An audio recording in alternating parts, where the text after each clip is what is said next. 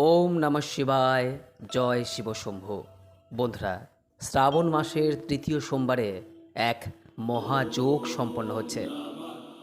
একদিকে যেমন ভগবান শ্রীকৃষ্ণের ঝুলন যাত্রা সম্পন্ন হচ্ছে আগামী শ্রাবণের তৃতীয় সোমবারে, অন্যদিকে এই শ্রাবণের তৃতীয় সোমবার দিনই রবি যোগ, পরিক যোগ এবং শিব যোগ, এই তিনটি বিরল ও শক্তিশালী যোগের সংযোগ হচ্ছে।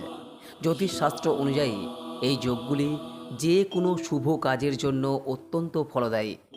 এই যোগে করা পূজা, মন্ত্র জপ, দান ধ্যান একাধিক জন্মের পুণ্য ফল প্রদান করে। এটি এমন একটি বিরল সুযোগ যেখানে আপনি একই সঙ্গে দেবাদিদেব মহাদেব ভগবান শিব এবং শ্রী বিষ্ণু উভয় দেবতারই আশীর্বাদ লাভ করতে সক্ষম হবেন। বন্ধুরা, শ্রাবণের এই তৃতীয় সোমবারের বিরল সুযোগকে হাতছাড়া করবেন না। এই সমস্ত শুভ তিথি এবং যোগের মিলন এই তৃতীয় সোমবারকে এক মহাজাগতিক শক্তি প্রদান করছে, যা আমাদের কাছে একটা বড় সুযোগ। তাই এই তৃতীয় সোমবার দিন আপনি যে কাজেই প্রবৃত্ত হন না কেন, সেই কাজে নিঃসন্দেহে আপনি সাফল্য লাভ করতে পারবেন। আপনি যদি গৃহ নির্মাণ শুরু করতে চান বা গৃহ প্রবেশ করতে চান, অথবা বীজ বপন করতে চান, ফলপ্রবাহ করতে চান, বা কোনো ক্রয় বিক্রয় বাণিজ্য বা নতুন ব্যবসা শুরু করতে চান, যে কোনো পূজা শুরু করতে চান, গ্রহ পূজা করতে চান, বৃক্ষাদি রোপণ করতে চান, কারখানা তৈরি করতে চান, সমস্ত কাজের জন্য আগামী শ্রাবণের তৃতীয় সোমবারটি একটি অত্যন্ত শুভ দিন। তবে এই শ্রাবণের তৃতীয় সোমবারে যে শুভ কাজগুলির কথা বলা হলো, সেই শুভ কাজগুলি অমৃতযোগ অথবা মাহেন্দ্র যোগে সম্পন্ন করতে হবে। শ্রাবণের এই তৃতীয় সোমবারে অমৃতযোগ পড়েছে 18 জুলাই, 4 আগস্ট সোমবার সকাল 5টা বেজে 12 মিনিট থেকে সকাল 7টা বেজে 1 মিনিট পর্যন্ত এবং সকাল 10টা বেজে 22 মিনিট থেকে দুপুর 12টা বেজে 50 মিনিট পর্যন্ত। অন্যদিকে মাহেন্দ্র যুগের সময় পড়েছে দুপুর 3টে বেজে 25 মিনিট থেকে বিকেল 5টা বেজে 12 মিনিট পর্যন্ত। শ্রাবণের এই তৃতীয় সোমবারে যে কোনো শুভ কাজই করুন না কেন, এই সময়ের মধ্যে করার চেষ্টা করুন, এর সাফল্য শতাধিক বৃদ্ধি পাবে। এবার দর্শক বন্ধুরা, আপনাদের জানাবো যে শ্রাবণের এই তৃতীয় সোমবার দিনটি কিভাবে পালন করবেন, কিভাবে ব্রত রাখবেন এবং কোন উপকরণটি শ্রাবণের এই তৃতীয় সোমবার দিন শিবলিঙ্গে অবশ্যই অর্পণ করা প্রয়োজন। বন্ধুরা, এ প্রসঙ্গে প্রথমেই বলি যে শ্রাবণের তৃতীয় সোমবার দিনটি যেমন একদিকে ভগবান শিবের পুজো করবেন, পাশাপাশি রাধাকৃষ্ণের পুজো করতে ভুলবেন না।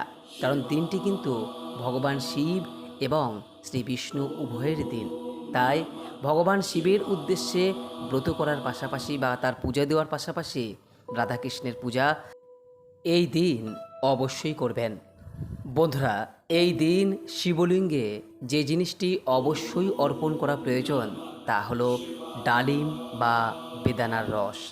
যদি আপনার জীবনে কোনো আর্থিক সমস্যা থাকে, ব্যবসা বা কর্মক্ষেত্রে কোনো বাধা থাকে, তাহলে এই দিনে ডালিমের রস দিয়ে শিবলিঙ্গে অভিষেক করুন। এটি শুধুমাত্র আর্থিক সমৃদ্ধি আনে না, বরং জীবনের প্রতিটি ক্ষেত্রে সাফল্যের পথ খুলে দেয়। এর পাশাপাশি 5 প্রকার শস্য, গৃহ শান্তি এবং সমৃদ্ধির জন্য 5 প্রকার শস্য অর্থাৎ কালো তিল, মুগ, অরহর ডাল, গম এবং অক্ষত অর্থাৎ গোটা আতপ চাল, এই 5টি শস্য একসঙ্গে মিশিয়ে শিবলিঙ্গে নিবেদন করুন। এটি আপনার পরিবারে সুখ শান্তি ফিরিয়ে আনবে এবং ধনধান্যে পরিপূর্ণ করে তুলবে। এর সঙ্গে যদি বিবাহিত জীবনে সুখ শান্তি বজায় রাখতে চান অথবা মনের মতো জীবন সঙ্গী লাভ করতে চান, তাহলে এই দিনে এই জিনিসটি অবশ্যই শিবলিঙ্গে নিবেদন করুন।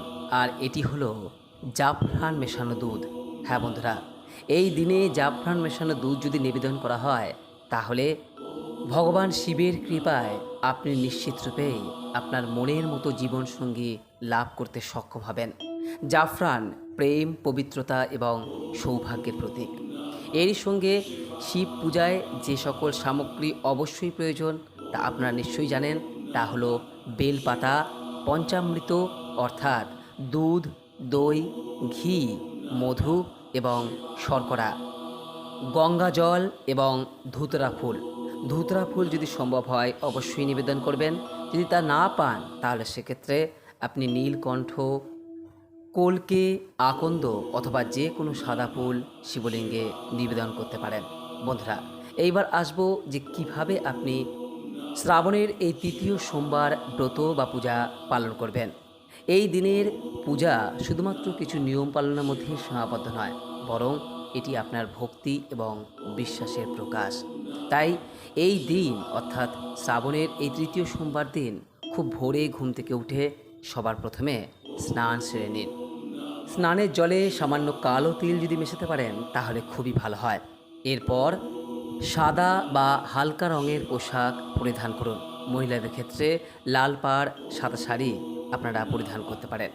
এরপর পূজার আসনে বসে ডান হাতে সামান্য জল, একটি ফুল, কালো তিল ও একটি মুদ্রা নিয়ে মনে মনে সবার প্রথমে সংকল্প করুন।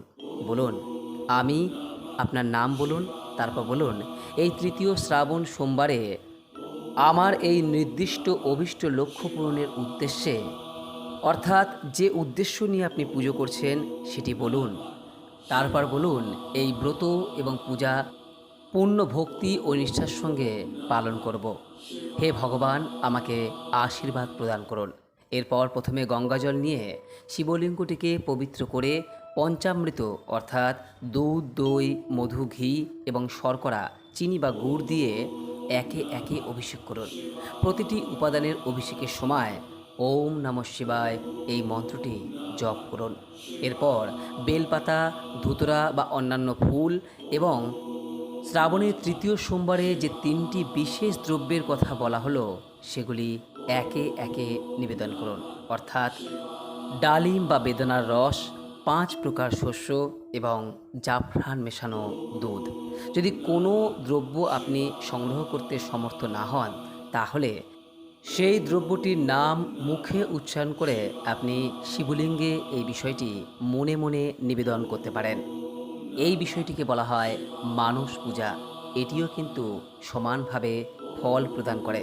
তবে হ্যাঁ, প্রথমে চেষ্টা করবেন, না পেলে তখন এটি করবেন। এইভাবে পূজা সম্পন্ন করার পর ভগবান শিবের উদ্দেশ্যে প্রদীপ এবং ধূপকাঠি সহযোগে আরতি প্রদান করবেন। 3 বার ঘড়ির কাঁটার দিকে ভগবান শিবলিঙ্গের সামনে এই প্রদীপ এবং ধূপকাঠি আপনি প্রদক্ষিণ করাবেন। এরপর শ্রাবণের তৃতীয় সোমবারের ব্রতকথাটি শ্রবণ করবেন। সবশেষে মনে মনে আপনার প্রার্থনার কথা ভগবান শিবের কাছে নিবেদন করবেন।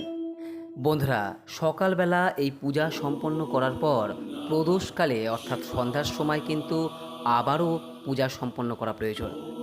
আর শ্রাবণ সোমবারের সন্ধ্যাকালীন পূজা অর্থাৎ প্রদোষকালের পূজা কিন্তু সবথেকে বেশি গুরুত্বপূর্ণ।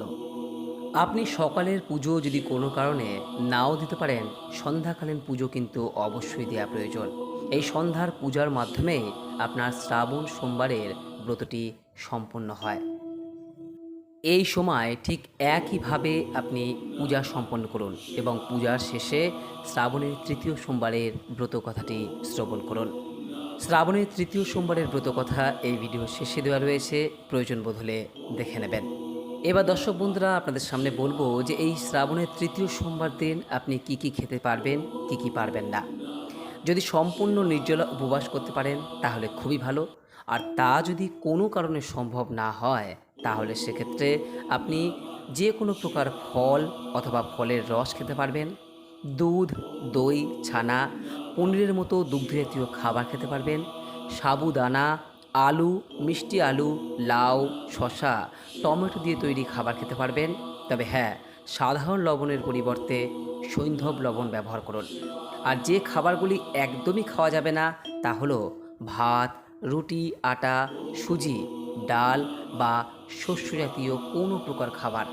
মাছ, মাংস, ডিম এই সমস্ত খাবার একেবারেই কিন্তু বর্জনীয়।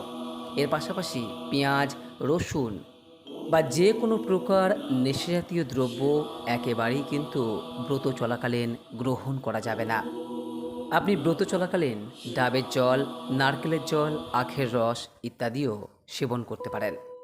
বন্ধুরা, শ্রাবণের তৃতীয় সোমবার দিন যদি ভগবান শিবের পূজা করেন, তার উদ্দেশ্যে ব্রত রাখেন, তাহলে এই দিন ঝগড়া, মিথ্যে কথা বা কারোর নিন্দা করা থেকে বিরত থাকুন। অতিরিক্ত ঘুম বা আলস্য থেকে সর্বদা এই দিন দূরে থাকুন। এই দিনে পূজা বা মন্ত্র জপের সময় মনকে শান্ত রাখুন। পরিবারের সদস্য এবং সবার সঙ্গে ভালো ব্যবহার করুন। গরিব ও অভাবী মানুষকে খাদ্য, বস্ত্র বা অর্থ দান করুন। ধ্যান এবং আধ্যাত্মিক বই পাঠ করুন। আর হ্যাঁ, যেহেতু এই দিন একই সঙ্গে ভগবান শ্রীকৃষ্ণের ঝুলন যাত্রা সম্পন্ন হচ্ছে, তাই রাধা কৃষ্ণের পূজা করতে কিন্তু ভুলবেন না। আর ভগবান শ্রীকৃষ্ণের পূজায় যে বিষয়টি অবশ্যই প্রয়োজন, তা হলো তুলসী পাতা। তাই এই দিন অবশ্যই শ্রীকৃষ্ণকে তুলসী পাতা নিবেদন করুন এবং যে কোনো প্রকার সাদা মিষ্টি জাতীয় দ্রব্য ভোগ হিসেবে রাধাকৃষ্ণের উদ্দেশ্যে নিবেদন করুন। আর যদি সম্ভব হয় তাহলে কোনো হলুদ রঙের ফল, যেমন ধরুন আম, কাঁঠাল, যে কোনো হলুদ রঙের ফল শ্রীকৃষ্ণের উদ্দেশ্যে নিবেদন করুন। বন্ধুরা, শ্রাবণের এই তৃতীয় সোমবার দিনটি পূর্ণ নিষ্ঠা ও ভক্তির সঙ্গে পালন করুন। নিঃসন্দেহে যে উদ্দেশ্য নিয়ে এই পূজা করবেন, ব্রত রাখবেন, সেই উদ্দেশ্যে আপনি ঈশ্বরের কৃপায় সফল হবেনই হবেন। আশা করি দর্শক বন্ধুরা এই ভিডিও থেকে সমৃদ্ধ হয়েছেন। এরপরও যদি এই সংক্রান্ত কোনোরূপ কোনো প্রশ্ন বা মতামত থাকে, নিচের কমেন্ট বক্সে অবশ্যই জানাবেন। সকলেই ভালো থাকুন, সুস্থ থাকুন এই কামনা করে আজকের মতো ভিডিওটি এখানে শেষ করলাম। নমস্কার, ধন্যবাদ।